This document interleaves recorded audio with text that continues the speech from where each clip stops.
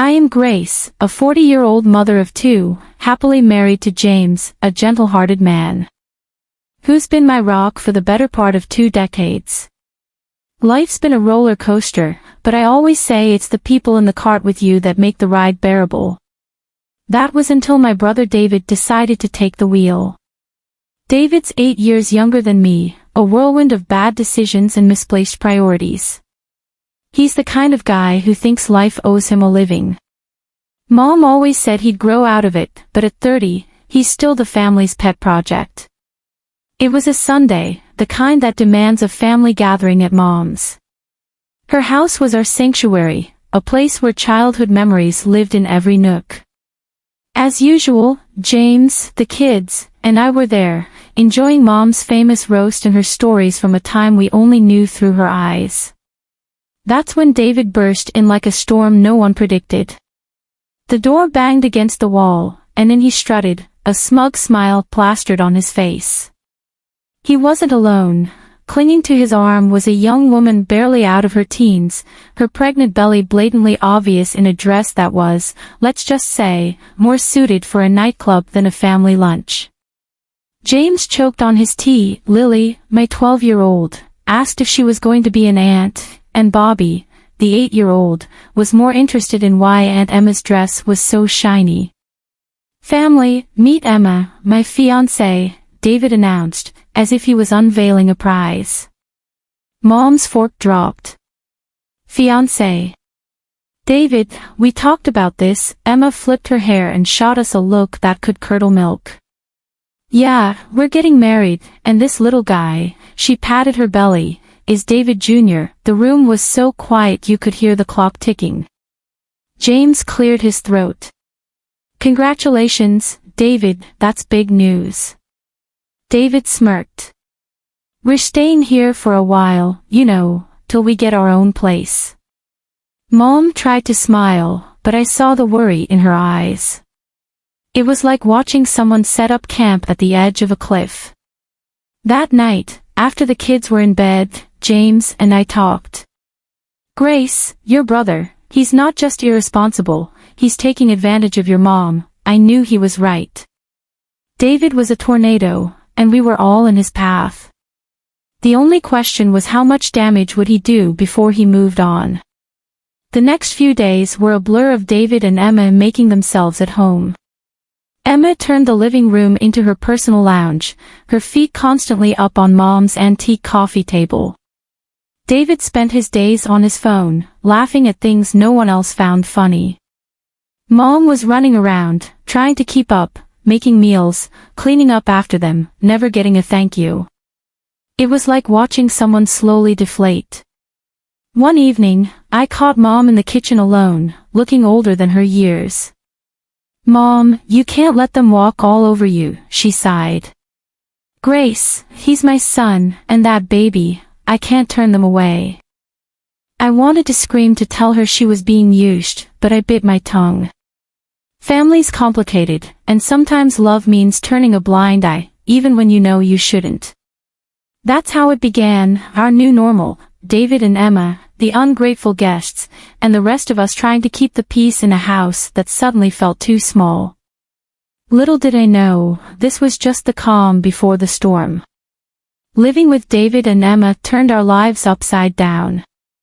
Every morning started with Emma's loud complaints about her backache or her cravings. She'd stroll into the kitchen, still in her pajamas, demanding breakfast like she owned the place. Grace, make me some of those pancakes, will you? The baby's craving them, she'd say, not even a please in sight. I'd grit my teeth, trying to keep my cool. Sure, Emma, let me just get Lily and Bobby ready for school first. David was no help either. He'd be lounging on the couch, his feet up on the coffee table, glued to his laptop or gaming. Hey, when's breakfast? He'd yell, not even bothering to look up. Mom tried to play peacemaker. Grace, they're just young, remember how we were. I wasn't having it. Mom, we never acted like entitled brats, but she'd just wave me off, scurrying to wait on them hand and foot. Things got worse as Emma's due date approached. She'd leave a trail of mess wherever she went, dishes piled up, laundry forgotten, and there she'd be on the phone, gossiping for hours. One day, I snapped. I found her in the living room, her feet once again on the coffee table, talking loudly to a friend, and then I told David, we need a new car, something safe for the baby, you know? I marched in. Emma, this isn't a hotel. You can't just expect everyone to clean up after you, she rolled her eyes. Chill, Grace, I'm pregnant, remember? David finally chimed in, Grace, lay off her. Can't you see she's carrying my kid? I shot back, being pregnant doesn't give you a free pass to be a slob. Mom came in, wringing her hands. Please, let's not fight. It's not good for the baby. I looked at Mom, her face drawn and tired. This isn't right, Mom. You're running yourself ragged for them, but Mom wouldn't listen. They're family, Grace. What can we do? The days dragged on. David and Emma would disappear for hours, leaving Mom to babysit their mess. They'd return with shopping bags, laughing about their day out. One evening, I heard them planning a lavish wedding. We need the best, babe. It's our day, David said, his arm around Emma. Emma giggled, of course, and your mom can help with the expenses, right? I couldn't believe my ears. I confronted them, you're planning a wedding you can't afford and expecting Mom to foot the bill. David shrugged, why not? She's got the money. I was livid. You can't keep using Mom like your personal ATM, David. But my words fell on deaf ears, they just laughed and continued their planning, leaving me fuming. Life in Mom's house had gone from bad to unbearable. Emma had given birth to a baby boy, Peter, and you'd think that would slow them down, but no, it only gave them more excuses. One morning, I walked into the kitchen to find Mom washing a mountain of dishes. Emma was sprawled on the sofa, cooing at Peter, while David played some game on his phone. Morning, Mom. Why are you doing all these dishes? I asked, trying to keep my voice steady. Mom just sighed. Emma needs to rest, and David's busy. I glanced at Emma. Busy doing what, Emma? You can't just leave everything to Mom. Emma shot me a look. I just had a baby, Grace. I'm not supposed to stress myself. David didn't even look up. Yeah, Grace, back off. You don't know how hard it is. I couldn't believe it. Hard. You call sitting on your butt all day hard. Mom tried to calm things down. It's okay, Grace. I don't mind. But I was past caring. No, it's not okay. You're not their servant. It was like talking to a wall. David and Emma just didn't care. They'd leave the house for hours, leaving Mom to take care of Peter. They'd come back with bags of clothes and gadgets, bragging about their great deals. One day, I found a receipt on the table, a designer dress for Emma, costing more than what most people make in a week. I confronted them. Where did you get the money for this, David? And why is Mom paying for your lifestyle? David shrugged, unbothered. She's our mom, Grace. She wants to help. I was furious. Help. You're bleeding her dry. That's when Emma chimed in, smirking. If she's willing, why not? Besides, what's it to you? I couldn't take it anymore. I had to talk to Mom alone. Mom, you can't keep giving them money. They're using you. Mom just shook her head. I can't abandon them, Grace, especially not Peter. I tried to reason with her, but they're not even trying to be responsible. David's not looking for a job, and Emma's just spending your money like water. Mom looked away, her voice barely a whisper. I know, Grace, but they're my children. I have to help them. I felt helpless, watching my family fall apart. David and Emma were like leeches, draining everything and giving nothing back, and Mom, bless her heart, was too kind to see it. I didn't know how much more I could take. The breaking point was near, and I feared what would happen when we finally reached it. Things took a turn for the worse when Mom suddenly fell ill. It happened so fast. One day, she was her usual self, and the next, she was bedridden, looking frail and weak. I was at her bedside, holding her hand. "Mom, you're going to get through this," I whispered, trying to sound more hopeful than I felt. She gave me a tired smile. "I'm just worn out, Grace. I've lived a good life." David and Emma were nowhere to be seen, probably out spending more of Mom's money. I couldn't hide my anger anymore. "Where are they, Mom? Why aren't they here helping?" Mom's eyes were sad. "They have their own lives, Grace. Don't be too hard on them." But I couldn't let it go. Their own lives. They're living off you, Mom, and now when you need them the most, they're absent. Mom just sighed. It broke my heart to see her like this, defeated and alone. Then the inevitable happened. Mom passed away quietly one night with me by her side. David and Emma were out, probably having the time of their lives, oblivious to the tragedy unfolding at home. The funeral was a blur.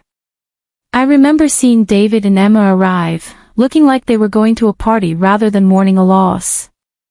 Emma's dress was inappropriately short and flashy, even for a funeral. People were murmuring, and James squeezed my hand, trying to offer some comfort.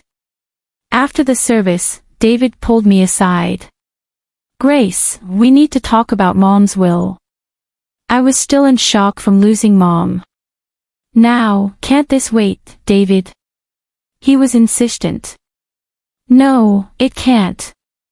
I know she left the house to me. We need to sort this out." I couldn't believe his audacity. "David, Mom just died. Can't you show a little respect?" But David was relentless. "This is important, Grace. I'm her son, I deserve it." The day after the funeral, I went to Mom's house to start sorting through her things. But when I got there, Emma answered the door with a smug look. "What do you want, Grace?" she sneered. I was taken aback. "I came to collect some of Mom's things." Emma laughed, a cold, harsh sound. "Oh, you didn't hear. This is our house now. David got everything." David appeared behind her, grinning. "Yeah, Grace, Mom changed her will. The house, the money, it's all mine." I felt a surge of anger and disbelief. "You're lying. Mom would never do that." David shrugged. "Believe what you want, but the will is clear. This is my house now." I stood there on the doorstep of the house I grew up in, feeling like a stranger. The realization hit me hard.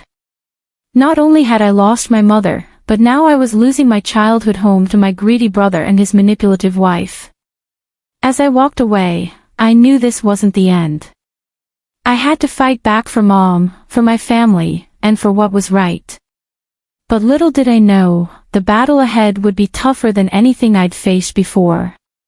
I was a bundle of nerves as I walked into the notary's office. The whole situation felt like a bad dream. Losing Mom was hard enough, but fighting with David over her will was something else. I never imagined the notary, Mr. Grayson, was an old family friend. He looked up as I entered, his face somber. "Grace, I'm sorry for your loss. Let's get straight to the matter at hand." I nodded, trying to steady my voice. "Mr. Grayson, David says Mom left everything to him." "That can't be true." Mr. Grayson shuffled some papers. "Well, let's see what the will says." David and Emma walked in just then, all smugness and arrogance. Emma gave me a triumphant smirk. "Ready to lose, Grace?" I ignored her, focusing on Mr. Grayson. He cleared his throat and began reading the will. My heart was pounding in my chest. And to my son, David, I leave.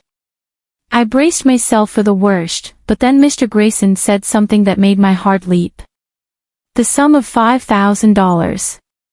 David's face fell. What? That's it. Mr. Grayson continued, and to my daughter, Grace, I leave the family home and the remainder of my estate. I couldn't believe it.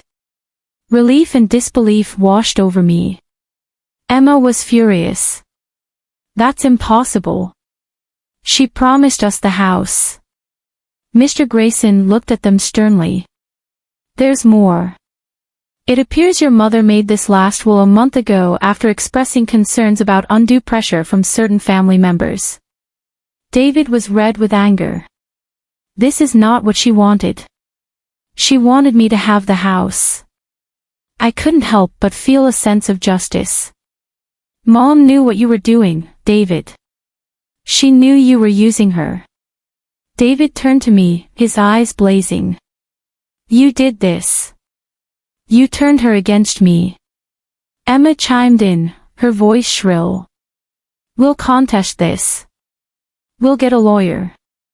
Mr. Grayson raised an eyebrow.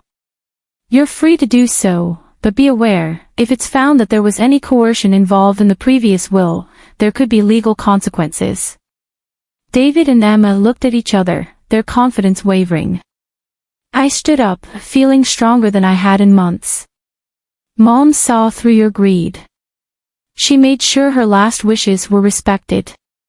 David stormed out, cursing under his breath, with Emma trailing behind him. I stayed back, thanking Mr. Grayson. As I left the office, I felt a mix of emotions, sadness for losing Mom, relief that her last wishes were honored, and a lingering anger at David and Emma's audacity. It was a regular afternoon when David stormed into the house, his face red with anger and disbelief. $100,000 for you and just a measly $5,000 for me. How is that fair, Grace? I was sorting through some of Mom's papers, but his outburst made me pause. David, that's what Mom decided. You know she always had her reasons. He slammed his hand on the table, making me jump. Reasons? What reasons could she possibly have to screw me over like this? I took a deep breath, trying to keep my cool. Maybe because you and Emma have been bleeding her dry for years. David's face contorted with rage. That's what we deserve. That money. That's when I found it, tucked away in a drawer, a letter from Mom. Her handwriting was unmistakable. I pulled it out and started reading. David's eyes were fixed on me, a mix of curiosity and fear. What's that? It's from Mom. I said, my voice steady, she explains everything here. The letter laid it out in black and white. Mom had originally set aside $100,000 each for David and me, but as David and Emma's demands for money grew, she started deducting from his share. I looked up at David, his face a picture of shock. By the time she wrote her last will, you'd already taken $95,000, David. There was only $5,000 left. David staggered back as if he'd been physically hit. No, that can't be true. I felt a surge of anger. It's all here, David. Every cent you and Emma took, it came out of your inheritance. He looked lost, his eyes darting around the room. But I didn't know. That's the problem, David. You never knew or cared to know, I snapped, my patience wearing thin. He slumped into a chair, burying his face in his hands. What have I done, Grace? I put the letter down, feeling a mix of pity and frustration. You've only got yourself to blame, David. You chose this path. David left the house that day a broken man.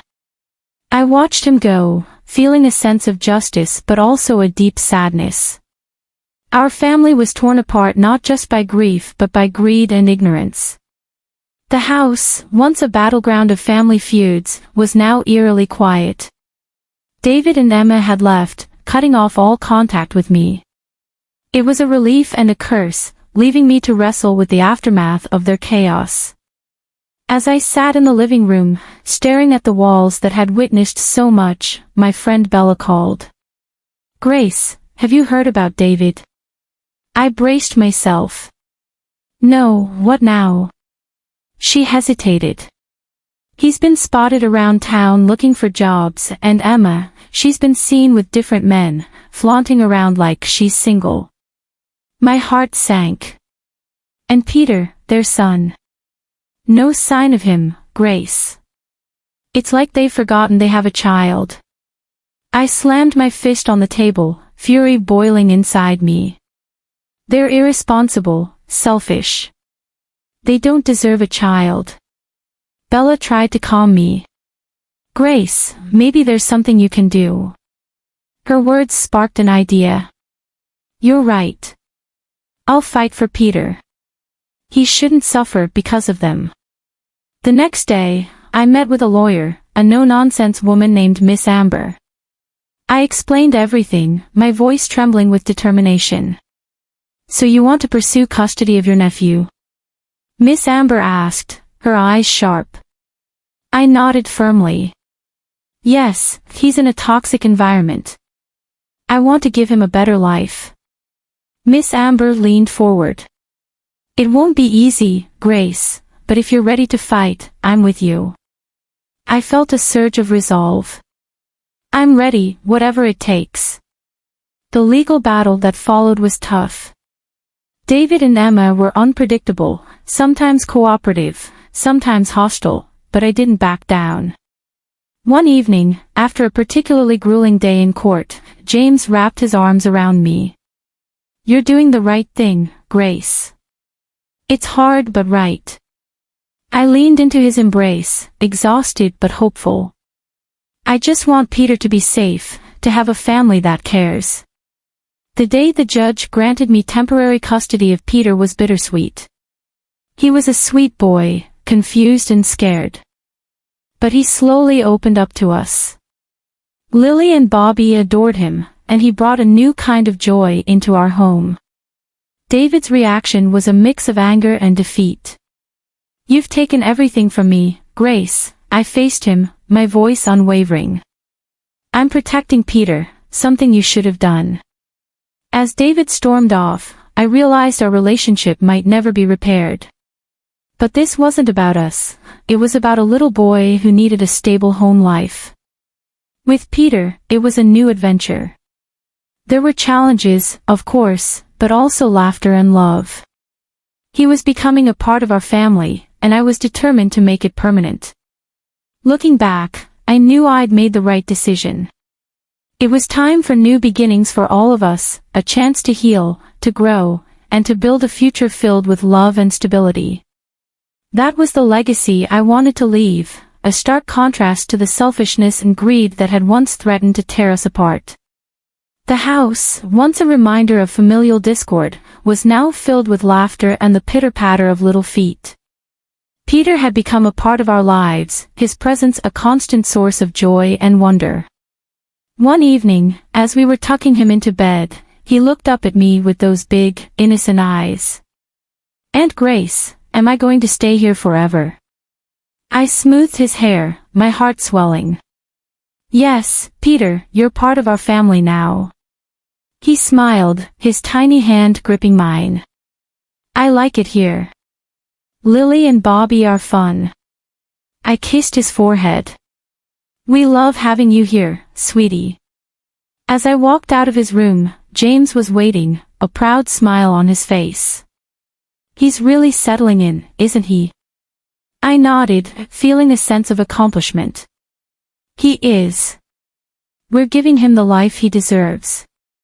The next day, I received a call from Miss Amber. "Grace, it's official. The court has granted you full custody of Peter." I nearly dropped the phone, tears of happiness welling up. "Thank you, Miss Amber. Thank you for everything." After hanging up, I shared the news with the family. Lily and Max cheered, hugging Peter in a group embrace. Even James had tears in his eyes. "We're a family," James said, his voice choked with emotion, "a real, complete family."